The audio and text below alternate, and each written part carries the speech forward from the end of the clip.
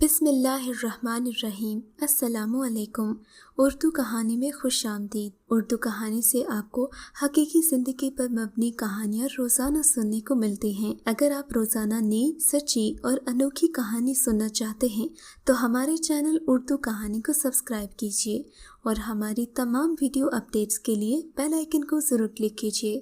چلیے شروع کرتے ہیں آج کی کہانی۔ آج بھی وہ نواز کی حویلی کے باہر کھڑی تھی۔ آدھے جلے چہرے کے ساتھ کوئی بھی اسے پہچان نہیں پا رہا تھا، اور پھر اس پر ترس کھا کر اسے حویلی کے اندر ایک نوکرانی کی حیثیت سے کام کرنے کی اجازت دے دی گئی۔ اس کے لیے یہ بھی غنیمت تھی کیونکہ وہ ساری دوپہر خود کو کھڑی وہاں جلاتی رہتی تھی، مگر آج جو وہ کرنے جا رہی تھی اس کے بارے میں حویلی کا کوئی بھی فرد سوچ نہیں سکتا تھا۔ نواز کی ہمارے گاؤں میں بڑی عزت تھی۔ یہ حویلی نواز ہی کی تھی جس کے باہر یہ لڑکی کھڑی تھی۔ اس کی ایک وجہ اس کی زمین تھی جو سونا اگلتی تھی، دوسری وجہ عورتیں تھیں جو زندگی بھر گھر سے قدم نہ نکالتیں۔ نواز کے گھر کا پرانا رواج تھا کہ اگر لڑکیوں کا رشتہ خاندان میں موجود نہ ہو تو وہ کنواری ہی مر جاتی، مگر شادی غیر خاندان میں نہ ہوتی۔ ایسی کئی لڑکیاں اس گھرانے میں موجود تھیں جو بن بیاہی بوڑھی ہو چکی تھیں۔ شازیہ کے بارے میں تو کوئی سوچ بھی نہیں سکتا تھا کہ وہ اس طرح باپ اور بھائیوں کی عزت کو بٹھا لگا کر بھاگ نکلے گی، اور وہ بھی اپنے ہی مزارے کے لڑکے احمد کے ساتھ جو ان کے ٹکڑوں پر پل رہا تھا۔ یہ اتنا بڑا واقعہ تھا کہ چھپ نہیں سکتا تھا۔ انہونی بات ہو گئی تھی۔ کچھ ہی دنوں پہلے ساتھ والے چودھری کے لڑکے کا رشتہ شازیہ کے لیے آیا۔ لڑکا خوبصورت، پڑھا لکھا تھا، شہر میں افسر لگا ہوا تھا۔ وہی رواج آڑے آ گیا کہ غیر برادری میں رشتہ نہیں کرنا، اور اتنا اچھا رشتہ ٹھکرا دیا گیا۔ اب جو شازیہ نے احمد کے ساتھ زندگی کا سفر طے کرنا پسند کیا تو گویا گاؤں میں پھر سے جیسے آگ ہی لگ گئی۔ ہر طرف چیمگوئیاں سنائی دینے لگیں۔ کوئی کہتا ضرور احمد اور شازیہ پکڑے جائیں گے، پھر تو ان کی خیر نہیں۔ نواز نے اپنی بیٹی اور احمد کی تلاش شروع کر دی۔ روپیہ پانی کی طرح بہایا گیا۔ چاروں طرف اپنے ہوشیار آدمی دوڑا دیے۔ دن رات ایک کرنے سے آخر ان دونوں کا کھوج بھی مل گیا۔ مخبروں نے آ کر نواز کو مخبری دی کہ فلاں شہر کے نزدیک ایک دیہات میں تمہاری بیٹی اور نوکر ایک ساتھ زندگی بسر کر رہے ہیں۔ وہاں کے لوگوں کو یہی معلوم ہے کہ احمد نامی شخص اپنی بیوی شازیہ کے ساتھ رہتا ہے۔ اس کی خبر ملتے ہی نواز نے اپنے تینوں بیٹوں کے ساتھ بند کمرے میں جا کر مشورہ کیا۔ گھر کی عورتوں کو کسی بات کی ہوا بھی لگنے نہیں دی کہ ان کے درمیان کس قسم کے معاملات طے پائے ہیں۔ ایک مہینہ اور گزر گیا۔ شازیہ کے بھائیوں کی طرف سے کوئی رد عمل ظاہر نہیں ہوا تو گاؤں والے ششو پنج میں پڑ گئے کہ نواز اور اس کے فرزندوں کو کیا ہو گیا ہے۔ یہ معلوم ہے کہ ان کی لڑکی کہاں گئی ہے، پھر بھی یہ لوگ خاموش ہیں۔ یہ ایسے لوگ تو نہیں ہیں کہ حالات سے سمجھوتا کر سکیں۔ ضرور یہ لوگ غور کر رہے ہیں، کچھ نہ کچھ ہوگا۔ ایک ماہ کے بعد اچانک شازیہ کے بھائی وہاں آ گئے جہاں ان کی بہن احمد کے ہمراہ رہتی تھی۔ بھائیوں کو دیکھ کر بہن کانپنے لگی۔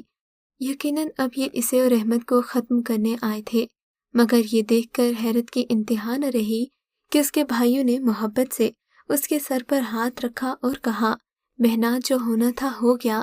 بوڑھے باپ نے ہمیں قسم دی ہے کہ تمہیں کچھ نہ کہیں، لہٰذا ہم نے تمہیں معاف کر دیا ہے۔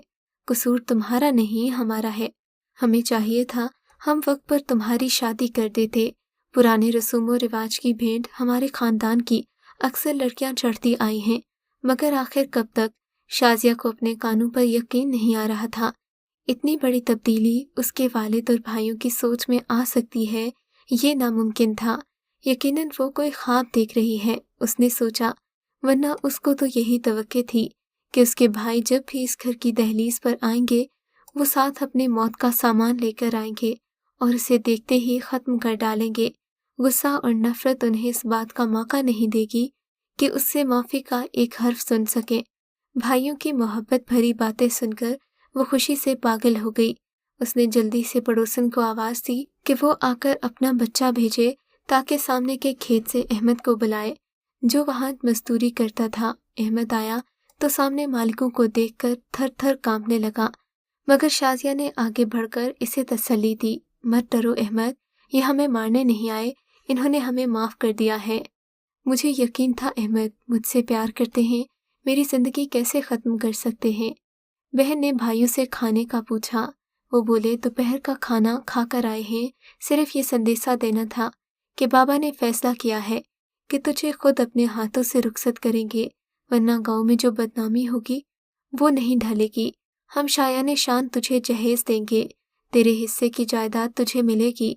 बाबा ने अपनी प्रॉपर्टी उसके साथ वाली ज़मीन पर तेरे नाम लिख रखी है। अब तू चलने की तैयारी कर। अहमद भी चलने लगा। शाजिया ने पूछा, इसके बगैर रुखसती कैसे होगी? अब तुम दोनों का निकाह जो हो गया है। भाइयों ने जवाब दिया। इधर नवाज खान ने पुरानी हवेली को ठीक ठाक कर दिया, तमाम हवेली में सफ़ेदी कराई, नए फर्नीचर से उसे आरास्ता किया ताकि उसकी बेटी घर आकर खुशी और सुकून महसूस करे। गांव का हर फर्द नवाज की इन हरकत और सकनात को मशकूक नज़रों से देख रहा था। उन्हें यकीन नहीं था कि नवाज अपनी फितरत के खिलाफ काम कर सकता है। जिस मुलाजिम को इंतहाई संगीन जुर्म की वजह से शिकारी कुत्तों के सामने डालना चाहिए, वो उसके लिए पुरानी हवेली को आरास्ता कर रहा था। नवाज खान के लिए अहमद को बतौर दामाद कबूल करना एक अनहोनी और मुज़हिका खेज बात थी। इधर शाजिया खुशी से पागल हो रही थी, सोच भी नहीं सकती थी कि तकदीर उस पर इतनी मेहरबान हो जाएगी। उसका तमाम जहेज कोठी में सजा हुआ था। जब वो पुरानी हवेली पहुंची, हर चीज़ मौजूद थी, बस उसकी माँ उससे मिलने नहीं आई थी। क्या माँ बाप से भी ज़्यादा नाराज़ हो सकती है? हालांकि माएँ तो खताओं को बहुत जल्द माफ़ कर दिया करती हैं। फिर माँ क्यों नहीं आई? फुप्पी भी नहीं आई। उसने तमाम दिन माँ और फुप्पी का इंतज़ार किया। फिर बोली, अहमद, माँ और फुप्पी नहीं आई, इसलिए मेरा दिल कहता है हमें यहाँ धोखे से बुलवाया गया है, वरना इनके न आने की वजह क्या होती। मगर पापा भी तो नहीं आए, ना ही हमें अपने साथ घर ले गए, हवेली में हमें तन्हा छोड़कर चले गए। ऐसा लगता है कुछ होने वाला है। शायद वो सब कल आएंगे गांव वालों के साथ।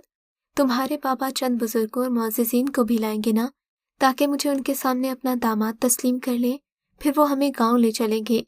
सोचों में शाजिया गुम थी। अहमद सादा तबीयत का नौजवान था। उसने कुछ नहीं सोचा सिवाय इसके कि अब वो दुनिया का खुशकिस्मत तरीन इंसान है। शाजिया उसकी थी। नवाज जायदाद और दौलत में भी हिस्सेदार हो गया था, ताहम छठी हिस्सों से सुकून से सोने न दे रही थी। एक हफ्ता यूं ही गुजर गया। घर में राशन वगैरह हर चीज़ मौजूद थी। काम करने के लिए नवाज के 2 नौकर भी थे, मगर शाजिया को किसी पल चैन नहीं था। उसके बाप का असल घर गांव में था, जहां पर उसका पूरा खानदान, भाई, फूफी और सब रहते थे। वो वहां जाने को बेकरार थी। वहां के बासियों से मिलने, उनके गले लगने को बेचैन थी। वो बार बार अपने बाप के मुलाजिम जमील से पूछती, अभी तक ना बाबा जान आए ना ही अम्मी जान, क्या बात है? क्या वो मुझसे नाराज हैं? अगर नाराज नहीं हैं तो फिर मिलने क्यों आए थे? मुझे और अहमद को बुलाया क्यों था? वो गांव वालों की वजह से ऐसा कर रहे हैं। जमील ने उन्हें तसल्ली दी। ये पुरानी हवेली से 10 मील दूर थी। चारों तरफ खेत ही खेत थे। पुरानी हवेली इन्हीं खेतों के बीचों बीच थी। दूर से डाक बंगले जैसी नजर आती थी। जवानी में ये नवाज खान की आराम गाह थी, मुद्दत से वीरान पड़ी थी और अब इसे शाजिया और अहमद ने आकर आबाद किया था।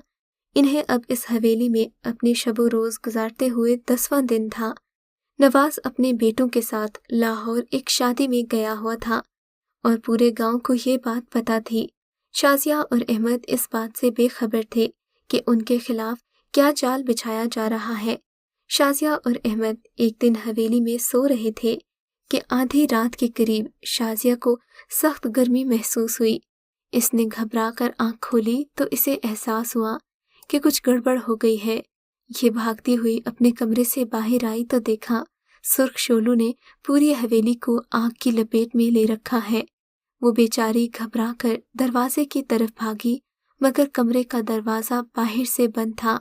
उसने अपने शौहर अहमद को जगाया। इन्होंने खिड़की से झांका। अब इन्हें पता चल गया कि इन्हें यहाँ क्यों लाया गया था। किसी ने इन दोनों के बाहर के तमाम रास्ते बंद कर दिए थे। बाप की संगदिली और भाइयों की साजिश तो सामने आ चुकी थी, मगर अब बहुत देर हो चुकी थी। अब क्या किया जा सकता था?